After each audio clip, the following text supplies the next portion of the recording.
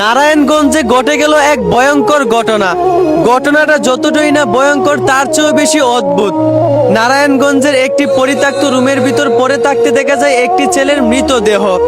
দেহটা উদ্ধার করে পুলিশ তদন্ত করার পর জানা যায় ছেলেটার বন্ধুরা এই ছেলেটাকে হত্যা করেছে। আর এইটা কোনো শত্রুতার কারণে নয়। জেল খাটতে কেমন লাগে এই অভিজ্ঞতা পাওয়ার জন্য 6জন বন্ধু মিলে একটি পরিত্যক্ত রুমের ভিতর আরেকজন বন্ধুকে ডেকে এনে আম কাটার ছুরি দিয়ে ছেলেটাকে নির্মমভাবে হত্যা করে।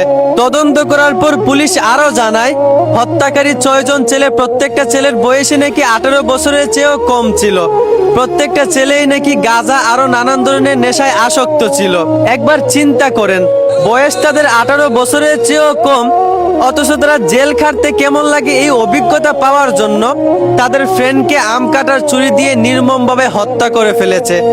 বয়স মাত্র তাদের 18 হয় নাই, এই বয়সেই তারা গাঁজা নানান ধরনের নেশায় আসক্ত।